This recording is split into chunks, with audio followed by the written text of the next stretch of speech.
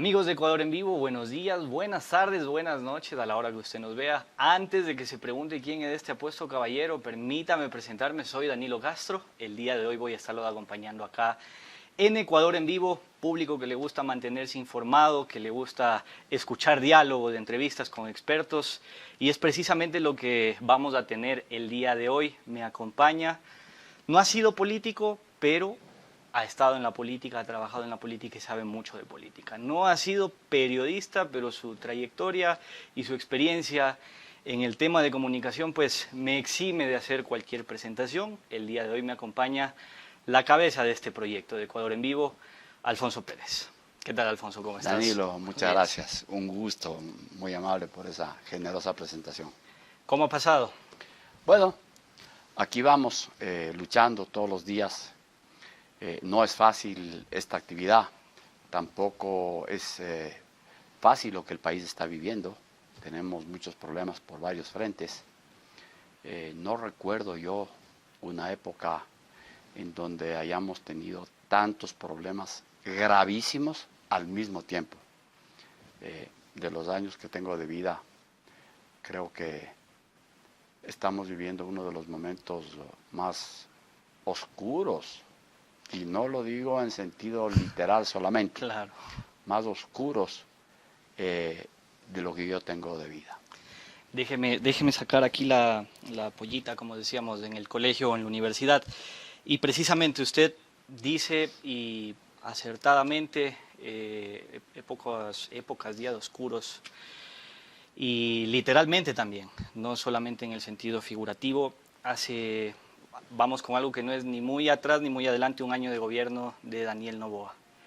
¿Cómo ve este año de gobierno?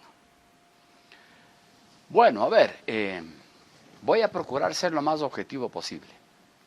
Yo creo que Daniel Noboa recibió un país con muchísimos problemas, un país con un déficit fiscal importante, un país con una deuda externa muy grande, un país azotado por la delincuencia, por el crimen organizado, el narcotráfico rampante, descontrolado,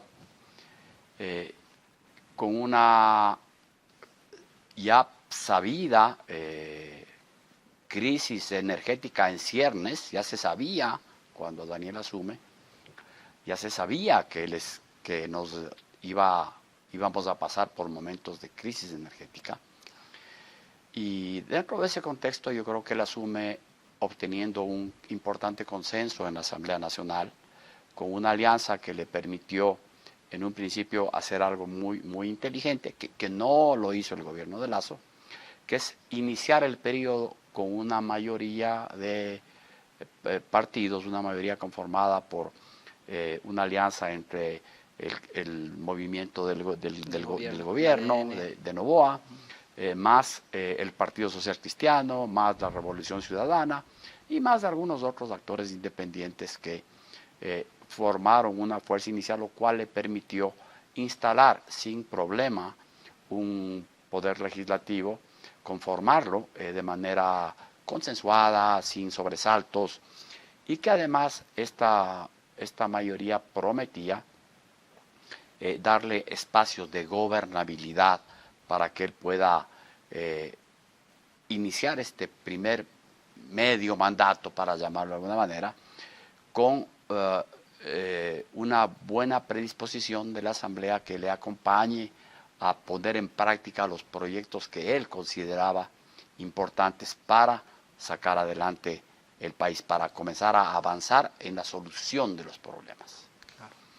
Entonces yo lamentablemente vi desde el comienzo, al poco tiempo, que el presidente Noboa no estaba cumpliendo con sus promesas de campaña, con sus compromisos de campaña. Fue notorio esto y rápidamente, por supuesto, perdió ese apoyo, digamos así, a ese plan de gobierno con el cual él inaugura su gestión, porque con quienes hizo alianza, hicieron una alianza también basados en unos proyectos tendientes a tomar determinadas medidas. Pero lo que vimos es que cuando comienza el gobierno, en lugar de adoptar esas medidas con las cuales él llega al poder, cambia la agenda, se mueve de agenda, corre la agenda para otro lado y presenta proyectos que son contrarios totalmente a aquellos con los cuales él ganó la presidencia. La propuesta que él hizo en la campaña era totalmente contraria a esto. Entonces, por un lado eso, y por otro lado, incumplió en la práctica lo que había ofrecido en campaña, se veía reflejado en los proyectos de ley que enviaba, y por otro lado, también se notó desde el comienzo que no teníamos un presidente, sino que teníamos un candidato. Nos dimos cuenta que no venía a resolver los problemas, que él los conocía porque nos lo informó. Tengo muy claro en mi memoria todo lo que dijo en el debate. Sino que desde el primer día vimos que teníamos a un candidato en la presidencia. Y eso hace que las acciones, eso hizo, porque esto no es una opinión, es un dato, esto hizo que el presidente, en lugar de actuar en función de la solución de los problemas, comenzó a actuar de una forma, digamos así, populista, para tratar de elevar o mantener niveles de apoyo ciudadano que no necesariamente apuntaban a la solución de los problemas, sino que más bien los trataba de maquillar por un efecto político. Ahora, una de las cosas que sucedió, digamos, y fuera de la Asamblea y que también creó una especie de rompimiento de esta alianza con parte de la Revolución Ciudadana fue el tema de Glass. ¿Usted ve eso como algo populista, como algo que había que hacerse? ¿Cómo se ve esto luego de todo lo que pasó internacionalmente? El mismo no tan buen recibimiento que tuvo esta cumbre, casi ningún presidente vino. ¿Cómo se vio eso? ¿Cómo se vio? A ver, yo tengo sobre ese tema sentimientos encontrados. Yo quiero ver al señor Glass tras las rejas. Quiero ver a Rafael Correa tras las rejas. Quiero ver a todos los ladrones tras las rejas. Y me molestó mucho que a Glass le hayan dado esa libertad a través de un recurso constitucional que la recibió durante el gobierno de Guillermo Lasso. Gracias al acuerdo hecho entre el gobierno de Lasso y la Revolución Ciudadana, en la cual la Revolución Ciudadana le permitió que suba los impuestos a cambio de la posterior libertad de Glass. Esto es también un hecho, esto es de un hecho irrefutable y además confesado por funcionarios del gobierno. Y que fue muy evidente también, a pesar, o sea, no necesariamente había que crear suspicacias sobre el tema porque fue muy evidente. Bueno, cuando el SNAI te lleva a una audiencia y la SNAI presenta 200 informes favorables de que debe salir de la cárcel, pero no debe estar preso, bueno, entonces ya lo único que faltaba era el sello ante notario del presidente Lasso. Bueno, digamos que por ahí veo yo, ¿no? Pero, como le decía, yo tengo sentimientos encontrados sobre eso, porque tampoco, si bien es cierto, yo creo que, digamos, mi actitud contra la Revolución Ciudadana, por lo que han hecho, no por las personas que están ahí, no por las cosas que han hecho o que han pretendido hacer y que quieren hacer, tengo ese sentimiento encontrado, pero por otro lado, no puedo normalizar ni puedo aceptar como válido que el Ecuador rompa los tratados internacionales, rompa los convenios internacionales y cometa un acto de violencia y de fuerza contra la sede diplomática de otro país, que no estaba,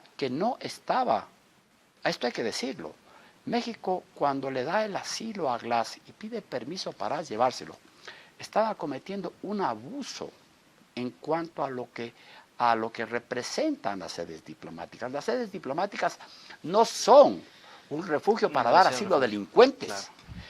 Pero ese rompimiento, ese abuso a las normas internacionales de Brasil, de México, de ninguna manera se pueden solucionar con abusos del otro país. O sea, dos errores graves no hacen Claro. un acierto. Lo que sí es verdad es que eso fue políticamente conveniente para el presidente Noboa.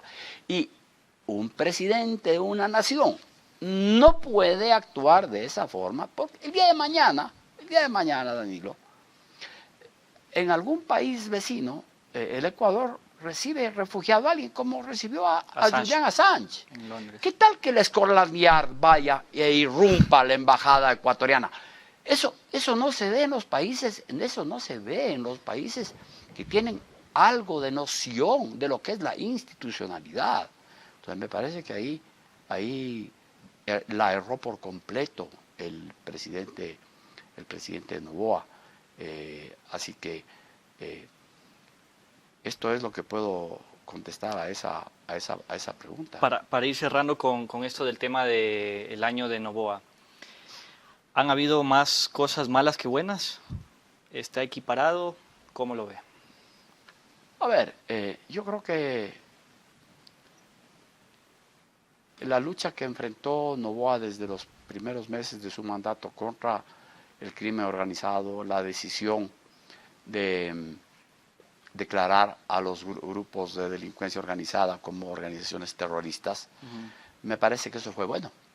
Me parece que eso puso una calma en el país, sobre todo después de la toma de TC Televisión. Claro. Puso al país en un ambiente de calma que muchos agradecimos, la verdad, porque se paró por completo la delincuencia organizada. Obviamente esto duró poco tiempo. Porque no se tomaron medidas que ataquen la causa del problema, sino que los grupos organizados se pararon en donde estaban. No es que los apresaron ni se establecieron unos controles especiales permanentes. No. Simplemente fue un tema que fue muy bien manejado, muy bien decidido. Creo que eso contó con el apoyo generalizado del país. Hasta las fuerzas de oposición en el Parlamento apoyaron eso. Y yo creo que en eso hemos estado todos unidos. El tema del crimen organizado, lamentablemente, no se ha atacado como se debe atacar. Y vemos que hemos vuelto y seguramente estamos peor. Claro. Así que eso con relación al tema del crimen organizado. ¿La pregunta era sobre eso? Sí, más que nada, ¿hay más cosas buenas o más cosas malas? A ver, bueno, por un lado el tema de la seguridad, y la menciono porque es el principal problema que enfrenta el Ecuador. Claro. Por otro lado, tenemos el tema económico. Las decisiones adoptadas en el orden económico por el gobierno del presidente Noboa no fueron medidas que apuntalen al crecimiento económico. El paquete de medidas que él envió al Congreso en forma prioritaria y urgente con el incremento del IVA, claro, el incremento de otros tributos, vendiéndonos, o vendiendo a algunos que compran esas mentiras con el argumento de que esto era un esfuerzo que los ecuatorianos teníamos que hacer para combatir la delincuencia, para tener recursos, claro, para combatir la delincuencia. Esto no fue así. En la práctica lo que hicieron es una reforma tributaria, metiéndonos la mano al bolsillo de los ecuatorianos, quitándonos capacidad de compra y por lo tanto haciendo que la economía se desacelere más todavía y por lo tanto generando mayor desempleo, mayor pobreza.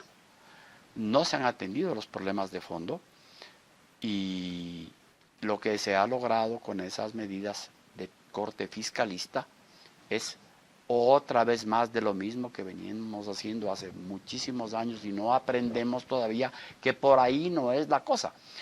Como decía Einstein, ¿no? Solo un estúpido puede pensar que hacer la misma cosa varias veces va a dar resultados diferentes.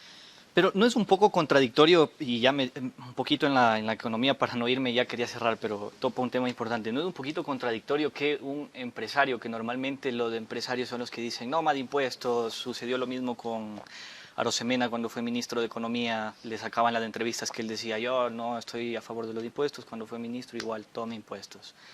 El mismo gobierno de Lazo, un banquero, tome impuestos. Viene ahora Noboa, tome impuestos. Y con esta pregunta quizás abro para lo que venía después. ¿No es un fracaso de los sectores, digamos, si se quiere, de derecha en los gobiernos? A ver, yo creo que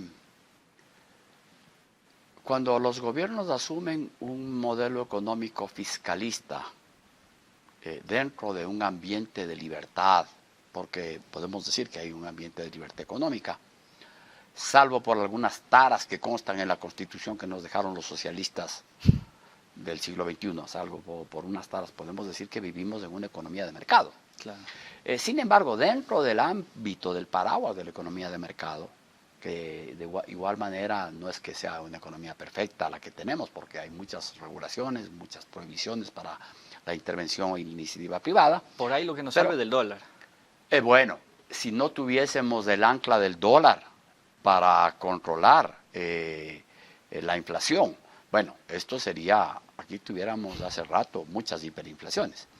El propio gobierno de Rafael Correa, que tuvo el precio del petróleo más alto que registra la historia del Ecuador, en los últimos años la caída fue brutal. Claro. Y se dedicó a endeudarse a unos créditos con unos intereses altísimos al hacer preventas de petróleo. Claro. Imagínese lo que hubiese pasado si no tuviéramos el ancla del dólar.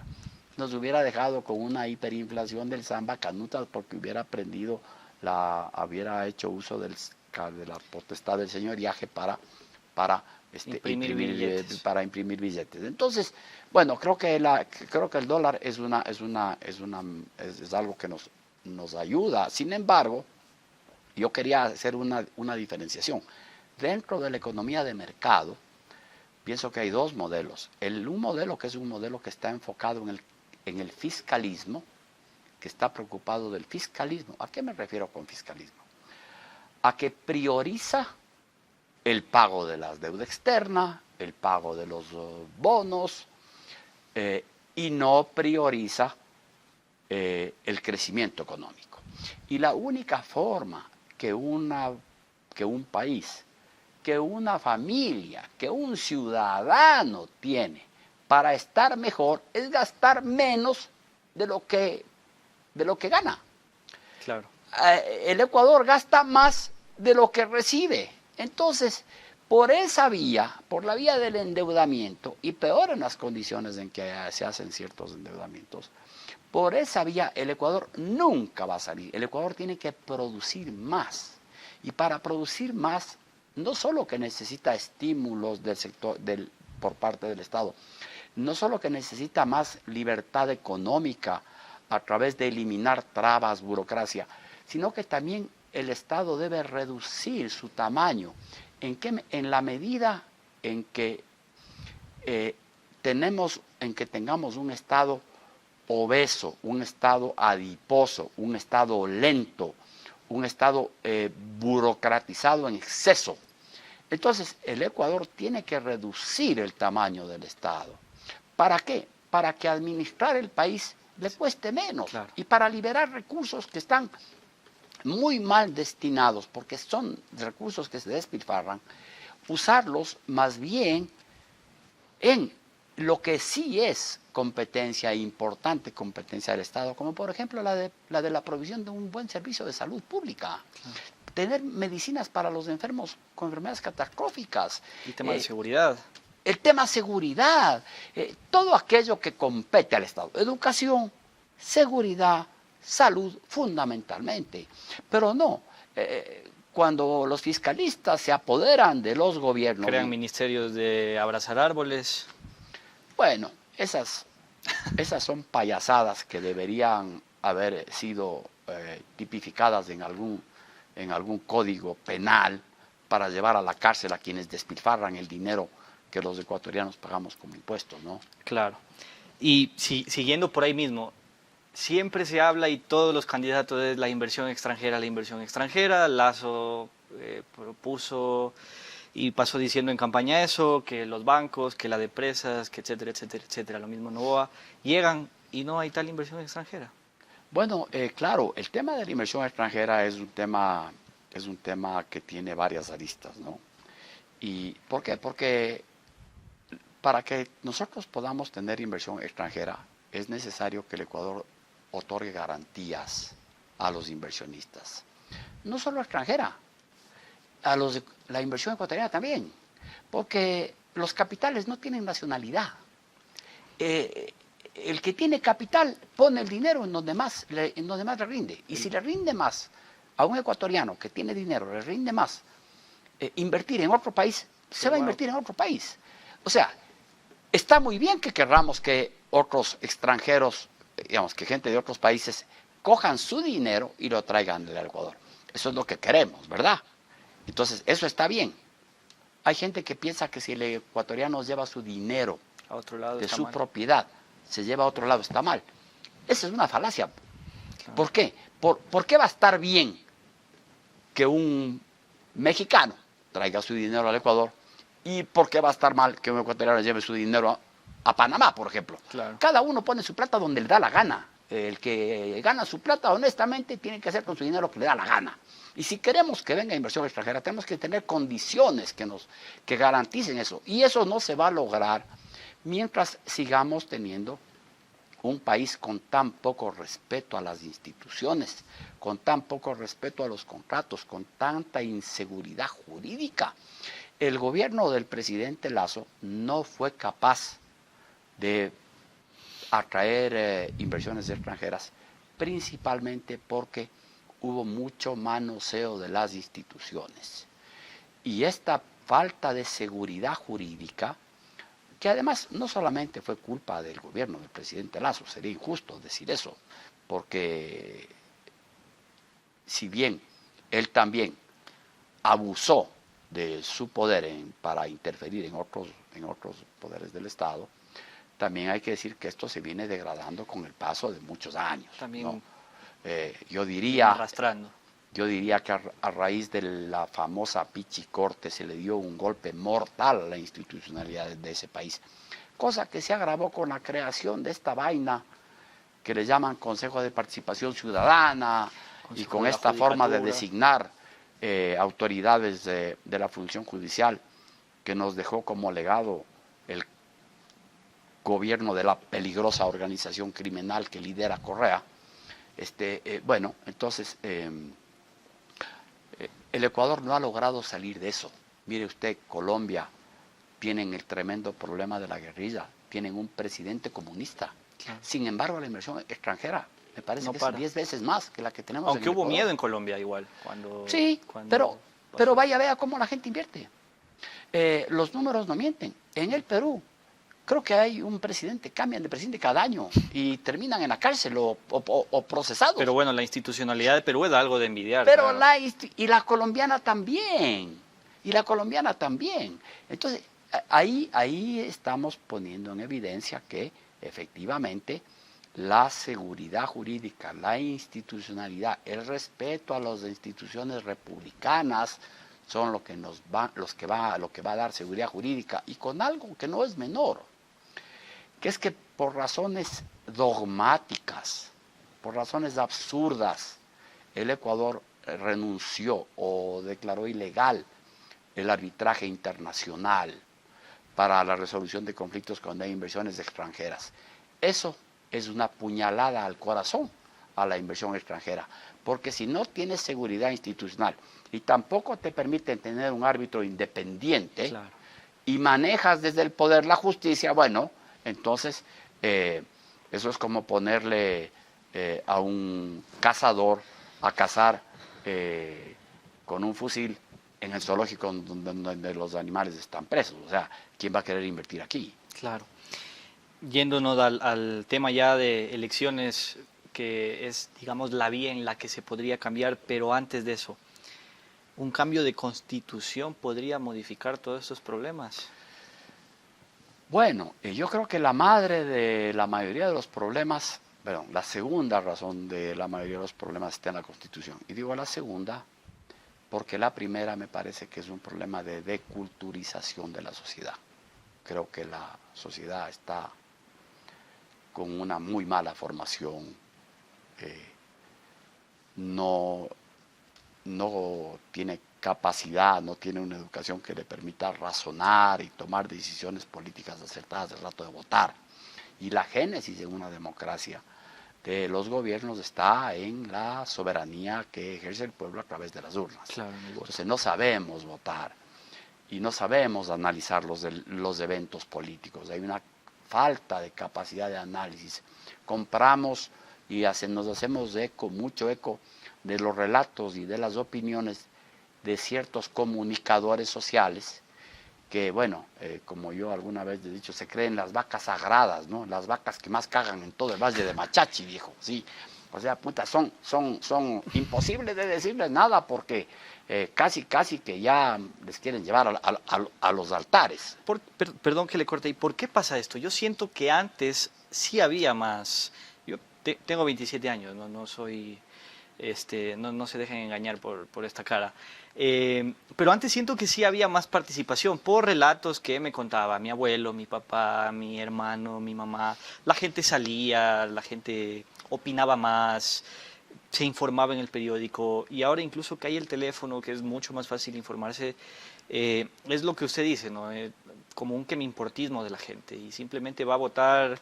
Encuestas han reflejado que mucha gente decide el candidato el rato que esté en la fila. Sí, a ver, esa es una pregunta muy interesante. No es rápido contestar eso. Hay muchos factores y a lo largo de mucho tiempo que se han venido dando para llegar a esto.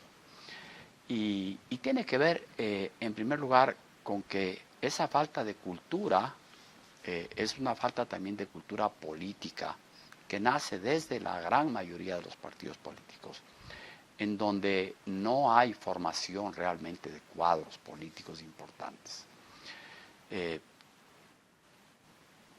Entonces, no hay candidatos valiosos. Yo recuerdo con el paso de los años, desde que retornamos a la democracia, no me quiero ir muy lejos, pero la degradación de la calidad de los parlamentarios ha sido muy, pero muy fuerte. No solo de los parlamentarios, también de los presidentes.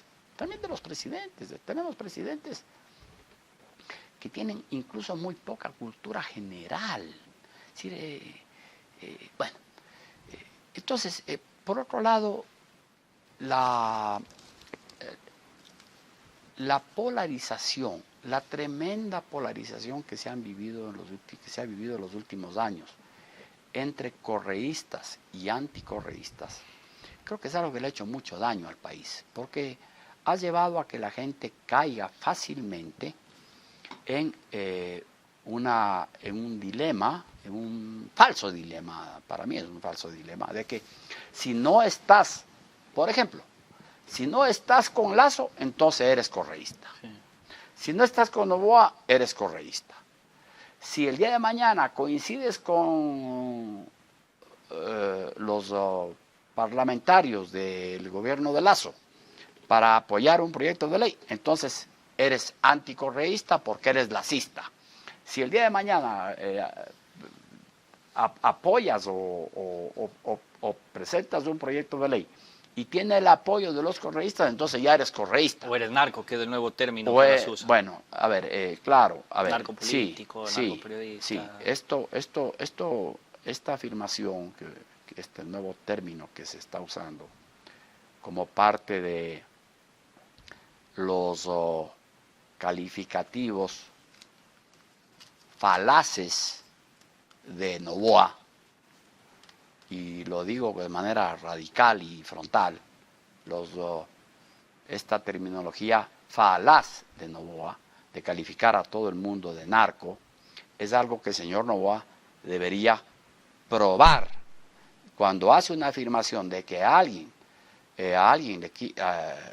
tiene algún tipo, digamos, cuando él califica a alguien y trata de asociarlo con delincuencia organizada, con el crimen organizado, debería tener la decencia la hombría de bien, como también debió tenerla Lazo, de cuando acusara a alguien, ir a la fiscalía y decir, señor, aquí estoy poniendo la denuncia, aquí hay una evidencia.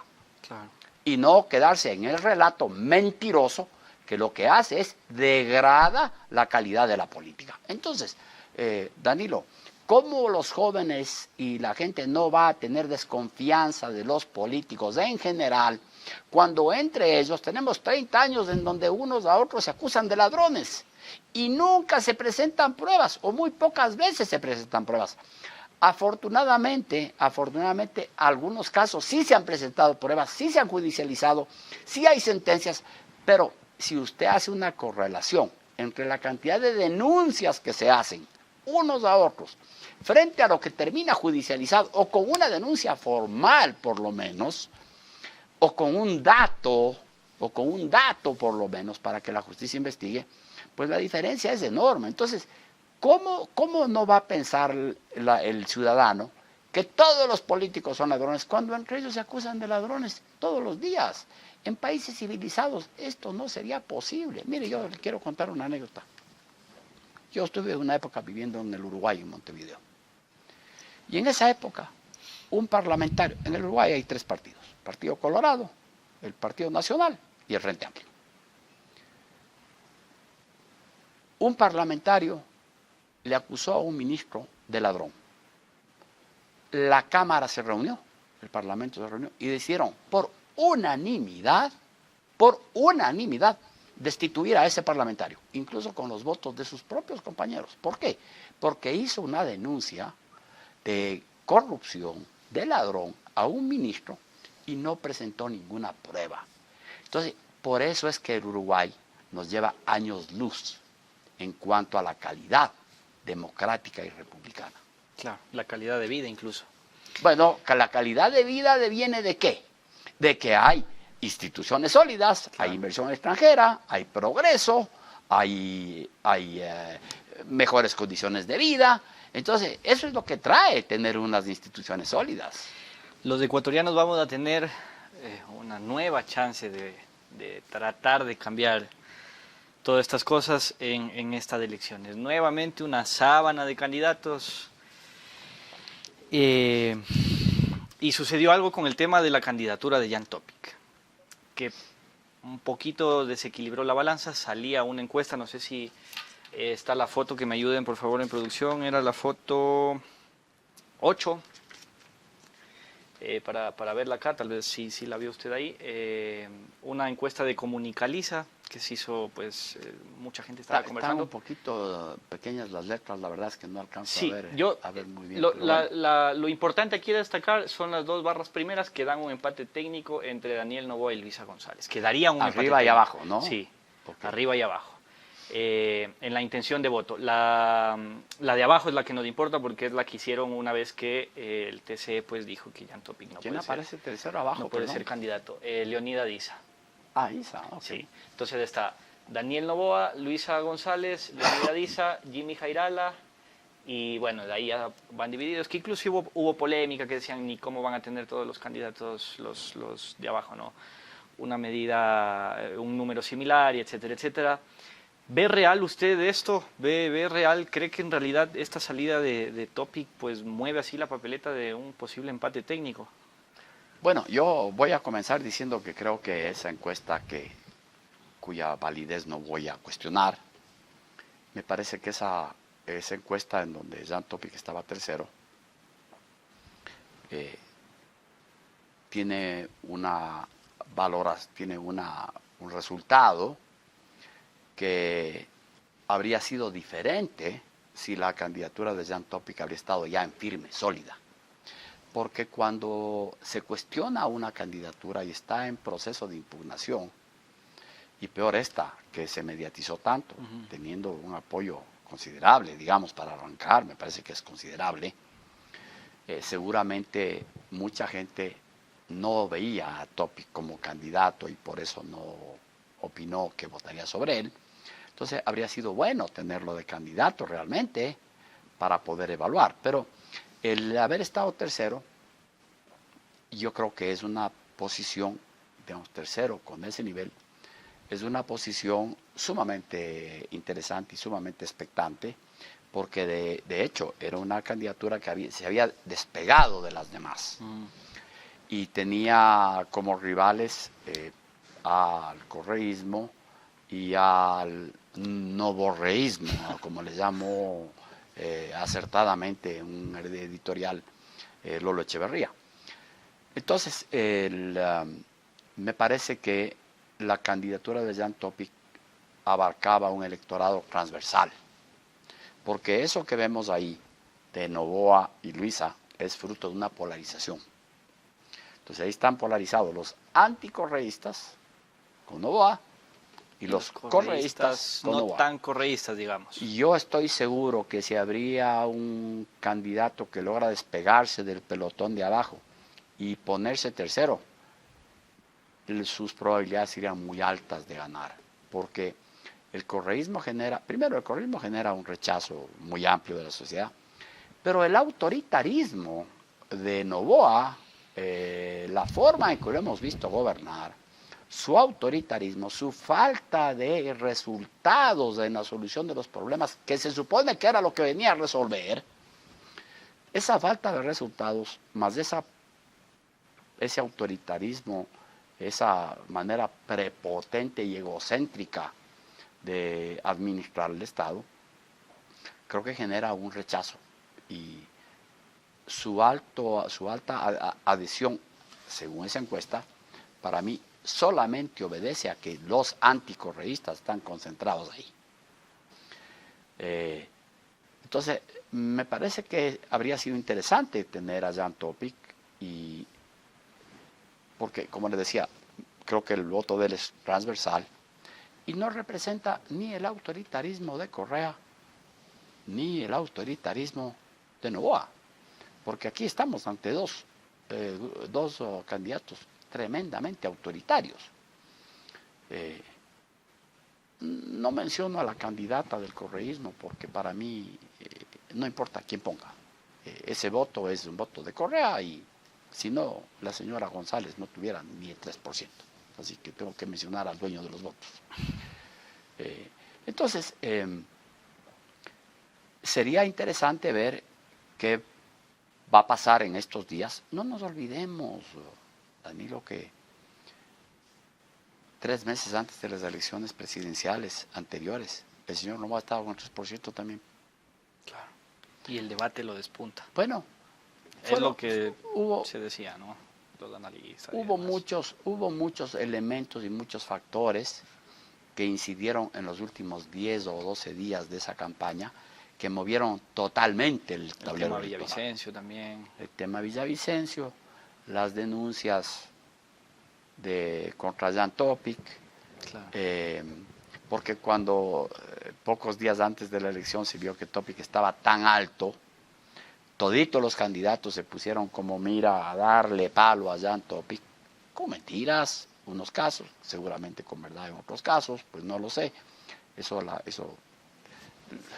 Eso tendrá que probar la justicia, a pesar que las denuncias que hacen aquí en este país nunca terminan. Estas denuncias de los políticos y algunos investigadores, llamados periodistas de investigación, creen que su verdad es la que tiene que imponerse en las cortes y digamos que huyen a los datos, huyen a los hechos y quieren imponer, aunque sea a rajatabla, sus relatos o el resultado de sus investigaciones, que a veces la justicia los desecha por alguna razón será, pues no lo sé. Pero hoy no podemos decir que el panorama está cerrado, hoy lo que vemos es esto, y me parece que por el camino que vamos va a surgir algún tercer candidato que será una opción, porque yo creo que, a ver, aquí hay algo que creo que es importante decir. Yo no me puedo someter a este falso dilema de que o votas por el autoritario, por un autoritario prepotente, para que no gane otro autoritario prepotente. Yo creo que básicamente eso es a lo que nos han llevado, llegando un poco a la conclusión, igual de lo que usted decía hace un poco, bueno, ¿no? Del correísmo, anticorreísmo, por eso creo que va a surgir una tercera figura que venga a ser una tercera vía, una alternativa a estos dos prepotentes autoritarios. Ahora, una cosa importante que también mencionaba es justamente lo que dice del correísmo, ¿no? La figura que ponga Correa, algunos hacían chistes, no es de aquí por desmerecer ningún candidato, pero sí Correa pone este esfero, el esfero va a tener los votos. Es una fuerza que todavía está, digamos, vigente en Ecuador. Y una de esas fuerzas, hablando también un poco del tema Topic, que recuerdo fue en la anterior elección con el Partido Social Cristiano, era una fuerza política el Partido Social Cristiano. ¿Qué pasó con ellos? El candidato de ahora, por ejemplo, Henry Kronfle, es un candidato que no asoma en las encuestas, por ejemplo. No les fue muy bien en las últimas elecciones seccionales. Esa derrota histórica, digamos, que se dio también en el tema de prefectura y alcaldía en Guayas y Guayaquil. ¿Qué sucedió con el Partido Social Cristiano, con esa hegemonía que tenía? A ver, yo creo que ahora vamos a ver un resultado electoral que va a ser el... A ver, no puedo cerrar las cosas porque como dije hace un momento, creo que esto está abierto todavía. Sin cerrar eso, sí tengo que decir que lo que ha pasado con el partido... Mire, el Partido Social Cristiano es una fuerza política que la ocasión en que menos votos tuvo fue 9.6% con el economista Javier Neira. Esa fue la votación más baja que tuvo el Partido Social Cristiano. Fueron 9.6%, cosa que no es nada despreciable. Esa base hoy por hoy no se la ve. Al menos en las encuestas, esa base no aparece. Claro. No aparece ahora, no sabremos si va a surgir más adelante o no. Lo que sí es cierto es que yo creo que el Partido Social Cristiano, a nivel nacional, y sobre todo en ciudades grandes como Quito, se ha venido para abajo porque se ha asociado a las acciones del Partido Social Cristiano como si fuese un aliado del correísmo. Entonces ha generado el rechazo que genera el correísmo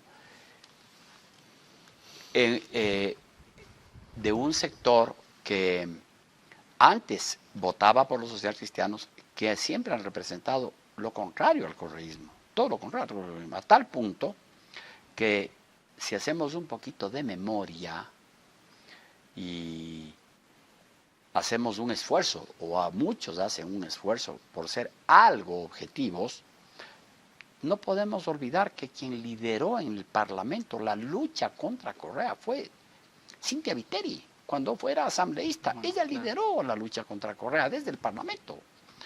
Desde el periodismo había otras personas que lideraban la lucha contra Correa, pero desde el Parlamento prácticamente fue Cynthia Viteri. En las calles, ¿quién lideró la lucha contra Correa? En Quito éramos un grupo de actores, unos políticos, otros menos políticos, simples ciudadanos, comunicadores sociales. No se concentró, no había una figura que lidere en Quito el anticorreísmo. En Guayaquil fue Jaime Nebot. Claro. Jaime Nebot tuvo 3 o 4 concentraciones. En una vez creo que puso, me parece que más de 300,000 personas en la calle para decirle a Correa, ándate al carajo, pues, porque eso fue lo que le dijo en el discurso. Dijo, ándate al carajo con tu socialismo. Bueno, todo eso y toda la buena gestión que desarrolló el municipio de Guayaquil, Jaime Nebot, de alguna manera fue desconocido después o fue borrado por lo que mucha gente entiende, en mi opinión de manera equivocada, que ha sido una vinculación entre socialcristianos y correístas durante en el Parlamento. En el Parlamento, durante el gobierno de Guillermo Lasso, Y hay que decir que los socialcristianos no han tenido la capacidad o la habilidad para tener una comunicación más eficaz sobre lo que realmente fue su participación en o cuál fue el alcance del acuerdo que tenían con el correísmo, y poner y demostrar y evidenciar que no tuvieron con el correísmo sino acuerdos puntuales para el voto de una ley o para el voto de otra ley.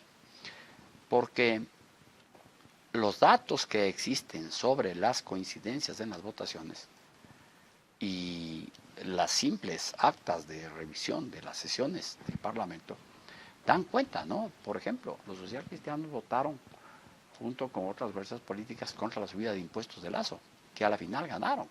¿Y cómo ganaron? Por la complicidad con el correísmo, a cambio de la liberación de Glass. Por ejemplo, los datos dicen que la ley de promoción para las importación, para la inversión extranjera que propuso el presidente Lazo, lamentablemente no fue apoyada en la Asamblea, no se pudo aprobar, pero contó con la participación directa y el apoyo social cristiano. Entonces, yo creo que el socialcristianismo tiene una agenda que es clara, la han repetido siempre, nunca les he escuchado cambiar su discurso. En lo político, unas veces han coincidido con la Revolución Ciudadana, otras veces no.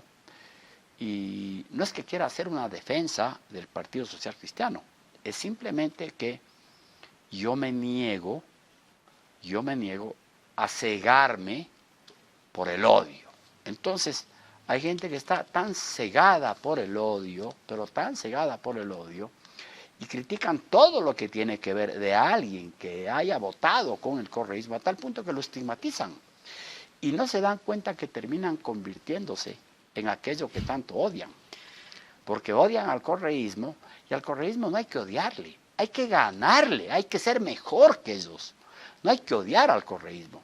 Y en un país donde tienes una atomización política, en el Parlamento sobre todo, enhorabuena. Sería terrible que volvamos a esa época oscura donde el correísmo tenía mayoría, o cualquier partido, no importa cuál. La democracia debería permitir que haya diversidad de opiniones y que en el Parlamento las fuerzas políticas hagan política. Entendamos lo que es una república. En una república se hace política. Política sana, obviamente. Yo me refiero a la política en donde varias fuerzas políticas se tienen que ponerse de acuerdo, cediendo posiciones para conseguir mayorías y aprobar en el Parlamento, que es en donde se hace la política, aprobar proyectos de ley, aprobar normas que sean en beneficio de todos los ciudadanos, claro, sin con esto exigirle a un partido que renuncia a lo que ha propugnado siempre. Entonces, hay que llegar a acuerdos dentro de lo posible. Eso es indispensable hacer. Y aquí, lamentablemente, como ya le dije hace un momento, aquí hay gente tan odiadora que terminan convirtiéndose en aquello que tanto odian. Claro, o con el tema también tan sonado, ¿no? Y que hasta ahora se denuncia tampoco el tema de la compra de votos, que el hombre del maletín. Debería hacerse una política, creo yo, también en beneficio de la gente, ¿no? Sin estar con estos supuestos rumores de que el voto se vende por una gobernación, por un puesto acá, por un puesto allá, por un puesto Vea, X, usted es muy por un joven, puesto Z. usted es muy joven, Danilo. En el primer periodo democrático que tuvimos después del retorno de la dictadura a la democracia, después de la dictadura que terminó en el año 78 con la elección de Jaime Roldós, durante ese parlamento hubo un parlamentario de apellido Clavijo, Ezequiel Clavijo, don Ezequiel Clavijo, conservador de la provincia del Cañar. El momento de elegir al presidente de la Asamblea, el expresidente Carlos Julio Arosemena, que participaba para presidente de la Asamblea, de la Cámara Nacional de Representantes, como se llamaba en esa época, perdió por un voto.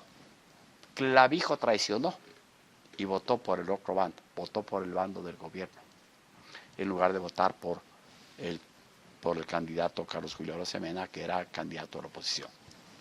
¿Qué pasó con el señor Clavijo? El señor Clavijo tuvo meses que no pudo volver a pisar su provincia, porque si llegaba le linchaban por traidor, por haberse cambiado de camiseta a cambio de favores.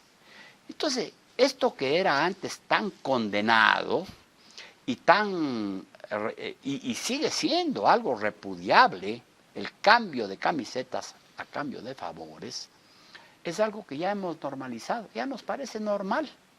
Ya nos parece normal que un político que viene por un partido se cambie de camiseta a otro partido, que además, bueno, por último podría entender que se cambie de camiseta si es que es a una fuerza política que tiene una visión similar sobre lo que deben ser la solución a los problemas del país.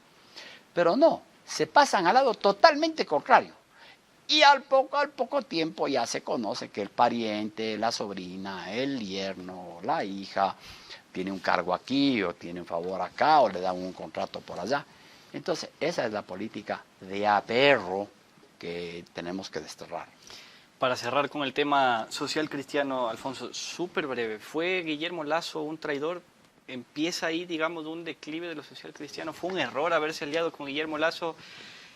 Con todo el respeto que se merece el señor Jaime Nebot, Guillermo Lasso alguna vez dijo, ¿por qué no te lanzaste, te ahuevaste? ¿Fue un error quizás que él no haya tomado la batuta en esa elección, digamos, de alguna manera? A ver, me está haciendo varias preguntas al mismo tiempo. Jaime Nebot decidió hace algunos años que no iba a ser más candidato y él cumplió su palabra. Yo no conozco una sola ocasión en que Jaime Nebot haya dicho algo y no lo haya cumplido. Y lo conozco muchísimos años. No conozco una. Y quisiera que alguien me diga, si es que alguien conoce, de una cosa que Nebot haya dicho y que no haya hecho. En cualquier ámbito. Él ha sido una persona que ha sido un hombre de palabra. Bajo el liderazgo de Jaime Nebot en el Partido Social Cristiano se han hecho alianzas que han sido muy cuestionadas. El pacto de la regalada gana, por ejemplo. O sea, todo el mundo puede criticar las cosas que se han hecho, pero si hay algo que no se puede decir, es que Jaime Nebot no tiene palabra. Por eso yo creo que él no fue candidato, porque él decidió no ser más candidato a la presidencia. Y lo dijo, lo que pasa es que hay gente que parece que no oye o que está acostumbrada a oír mentiras. Entonces pensaron que cuando Nebot decía que él no iba a ser candidato más, pensaron que era solamente un decir. No quiero profundizar en ese tema porque puedo hablar mucho sobre eso. El apoyo a Lasso creo que no fue un error en la medida en que la alternativa habría sido facilitar el triunfo del correísmo con Andrés Arauz. Y me parece que en ese momento la conversación que tuvieron con Guillermo Lasso fue una conversación en donde se llegó a un acuerdo a través de el compromiso de Guillermo Lasso sobre un par de temas que para el Partido Social Cristiano y para la dirigencia del Partido Social Cristiano eran temas vitales, líneas rojas. Entonces Lasso asumió ese compromiso en la primera vuelta, recibió el apoyo, pasó a la segunda vuelta. Me acuerdo que Nebot estaba contando los votos de Guayaquil que faltaban de contarse y hasta tanto parecía que Yacu Pérez pasaba a la segunda vuelta. Bueno, en todo caso, en la segunda vuelta Lasso asume el plan de gobierno, ya no se reúne con los diputados electos social cristianos y ya no solamente que ratifica ese compromiso de la primera vuelta, sino que asume también todo el plan de gobierno de Jaime Nebot o del Partido Social Cristiano, para ser más exacto. Entonces, esas fueron las razones que motivaron esa alianza y la intención de conformar una mayoría parlamentaria que le permitiese tener gobernabilidad en base a los compromisos de campaña. ¿Qué pasó después?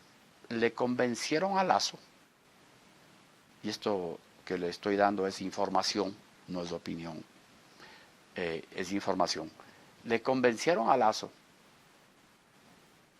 después podemos hablar quiénes, ¿Y para qué? Le convencieron a Lasso de que si él avanzaba con este acuerdo, Nebot iba a manejar el país desde el Parlamento. Bueno, le convencieron eso a Lasso y lo que ocurrió fue que Lasso se quedó sin una mayoría que le permita gobernar, tuvo que acudir a ese pacto tan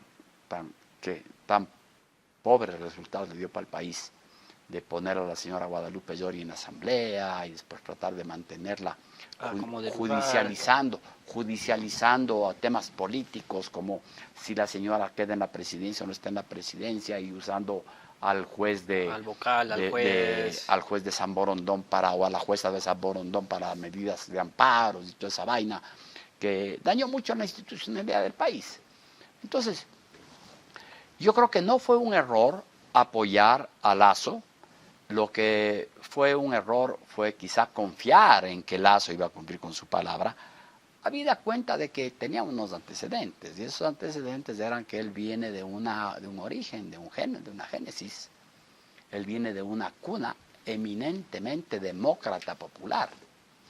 Y la democracia popular, donde quiera que mete las narices, lo primero que hace es beneficiar.